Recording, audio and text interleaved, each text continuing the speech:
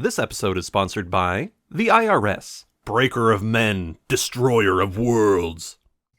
I'm about to bust.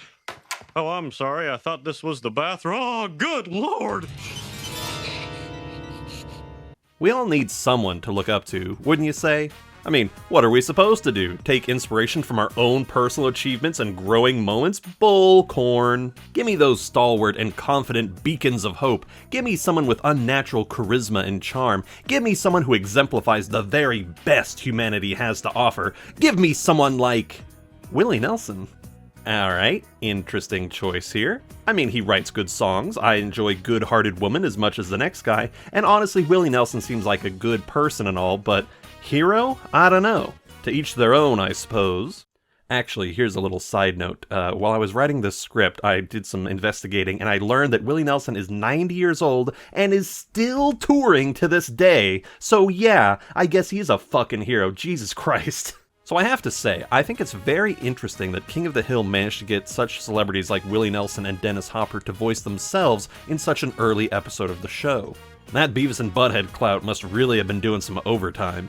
There's a surprising amount of celebrities that lend their voices and likenesses to King of the Hill, and I think that getting Willie Nelson so close to the start was a really good choice. He definitely embodies that sort of older, wiser spirit of charm and joy that we tend to associate with a romanticized version of Texas and the American Southwest. And I know that people tend to appreciate when celebrities voice characters that aren't just animated versions of themselves, but I think this is a pretty natural fit for the show. But hold on, let's take this one step at a time and see how we get here.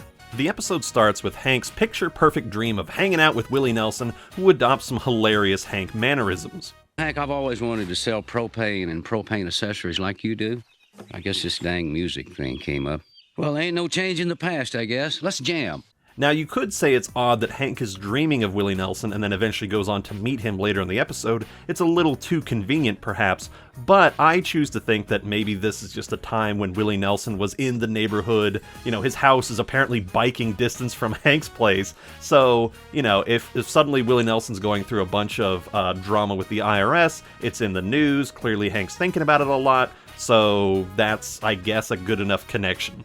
But this dream is a really good view into Hank's mind because we get to see what a hypothetical heaven looks like for him, which is filled with golfing, recycling, and as many pastel colors as you can handle. But all that quickly comes crashing down to earth when Bobby starts going ham on Hank's guitar. And Bobby's doing this because he saw a Carrot Top ripoff doing a bit of prop comedy and wanted to do a little bit of mimicry. It's interesting to note the different ways that Hank and Bobby handle celebrity worship. Because Bobby's a child and hasn't fully formed his personality or life path, he goes for direct imitation of something he finds funny. He doesn't just want to incorporate this into his life, he kind of wants to make that his career path. Whereas Hank, who is about as set in his own ways as you can get, instead imagines Willie Nelson being more like him, sharing his values and interests. Perhaps this is why we, as adults, tend to feel disappointed when we learn a celebrity that we like has interests or, different opinions that differ from our own, or even dislike the things that we consider valuable or of worth. And honestly, I'd be pretty broken up if Cassandra Peterson suddenly came out of nowhere and spat some fat disses against Star Trek Deep Space Nine, but thank God she's too busy living her best life and being a damn icon to air any such grievances against Starfleet's finest. In any case, this episode is one excellent fare for the entire Hill family, from Luann's adorable night clothes, to Peggy's growing jealousy over Hank's unabashed love for his guitar, to Bobby's spot-on imitation of his father. I sell propane and propane accessories, I tell you what. Shut up, Dale. It's also a pretty good episode for Hank's crew, from Bill's adorable night clothes to their chill golf session to Dale's surprising foray into spirituality. Damn it, Hank, you know I can't have loud, sudden noises while I'm meditating. I was a nose hair away from attaining inner peace. Yeah! Don't even try to take credit for that. It was not done by me. It was done through me. In past episodes, we've tended to focus on one character's specific growth, but this is where things are beginning to spread out a little bit more. Instead of feeling like distractions from the central story, the characters themselves are beginning to act in service to the plot and adding their own unique voices to the events that are occurring. For example, Peggy is funneling her frustration with Hank into her softball practice, which then leads to a discussion with Luann about her struggles in beauty college, which will end up being relevant later. I should also mention that, while I don't normally get much entertainment out of Boomhauer's vocal gag, I do think this moment is one of his best. That naked chicks on there, man, you go click, click, click, click, click, click, click, click, click. It's real easy, man. From here, we get to see that Bobby isn't content to just rub shit all over Hank's guitar, he's also wanting to rub shit on Hank's golf club, which he uses to smack around dog crap. As punishment, Hank tries to lecture his son about the values of concentration. Bobby? Bobby! Bobby! Hey, you just killed me. Well, you needed killing. In order to solidify his values in his son, Hank takes Bobby on a tour of responsibility, giving him a lecture on the values of heroism, taking him to get his guitar tuned, and on his first round of golf. Meanwhile, Luann gets herself into a bit of a pickle, and Peggy is out here exercising her demons. While on the golf course, we are treated to a number of gags that feel like they're straight out of the Three Stooges School of Comedy, where a bunch of slobs bumble their way through a structured environment and get into increasingly odd situations. Now, I don't normally like to showcase jokes on their own, both because the YouTube system might get pissy with how much footage I'm showing, and because I want you viewers out there to watch these episodes for yourselves and still have a few surprises to enjoy, but here's 2 treats that I think are simply too good not to show.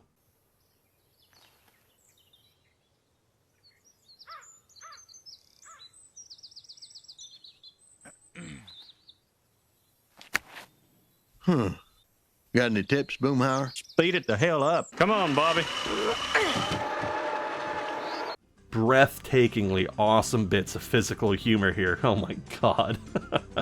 Anyway, Bobby goes from slowing down golf carts to straight up assault pretty damn quick, sending a bit of iron love to poor Willie's face and no doubt giving him a massive concussion. This puts Hank in that rare and often dreamed of position of finally getting to meet your hero, which is an opportunity he immediately blows with a bit of blustered adoration. Oh, gosh, I'm your biggest fan. Here, why don't you make it out to, let's say, to my best friend? So here's a little tip for all of you out there. If you ever get a chance to meet a celebrity in person, try to act cool. They're just people like you and I mean, there's nothing that special about them. Well, except for the fact they've contributed a portion of entertainment or value into millions of people's lives and will no doubt be remembered for generations to come, an accomplishment that is inevitably meaningless in the face of a sun that will eventually go supernova and erase all of our existences from the universe! Bobby, you need to be lectured all afternoon. In any case, Bobby tries to do the right thing by taking Hank's guitar to the Willie Nelson estate, which, again, is apparently within biking distance of the Hill House. Whatever, show. Upon meeting Willie, Bobby actually has this really cute encounter with the man. Hey, I know you. You're the kid that rakes my lawn. No, I'm the kid who hit you in the head. With a rake? No, with a golf club. You've been raking my yard with a golf club? I want my quarter back. And because of this, Willie actually calls up Hank, tells him about Bobby's troubles, and even invites him over for a little bit of kindly insight.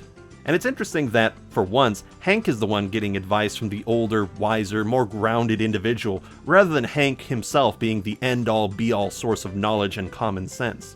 I also like how Willie Nelson seems to have turned the traumatic experience of getting kicked out of his own house into a yard party / barbecue. There's just such a feeling of eternal chill that I find so charming. And Hank definitely needs a little bit of chill right now, because Peggy is on the warpath and is furious at how Hank is really putting her down over his guitar. I'd sell my wife before I'd sell my guitar. So what is the advice that Willie gives Hank? Well, essentially that all of the headaches that Bobby has been giving Hank throughout the episode have been because his son is trying to imitate his true hero, who is... And his name is Hank Hall. Yeah, close enough. It's a very fine conclusion, tying in perfectly with all of the jokes that have been built up throughout the episode. I really like it. I think it's a smart way to go.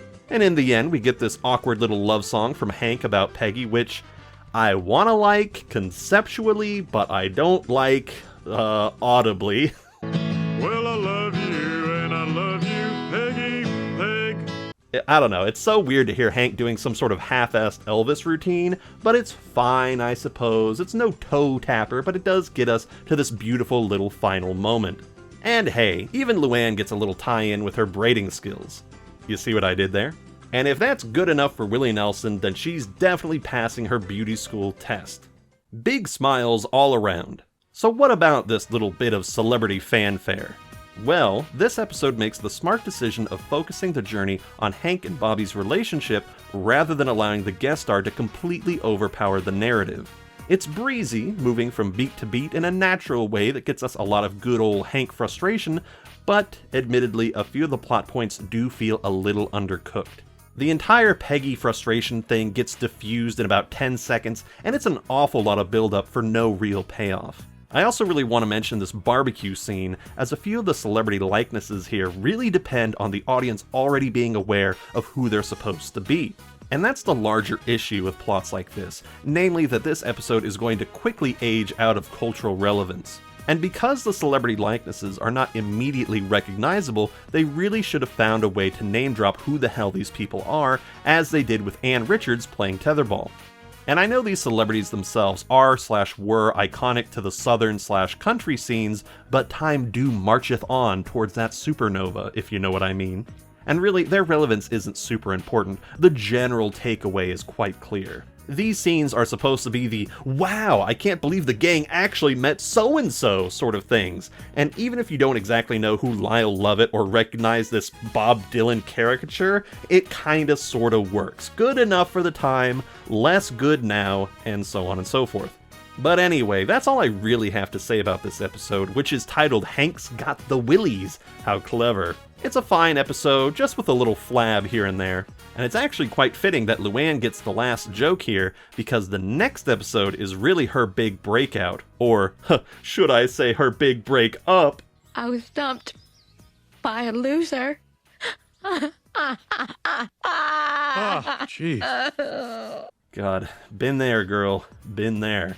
Anyway, that's for next time. For now, we can say that this episode has indeed been reviewed to death. Thanks for watching, and I'll see you in the next one.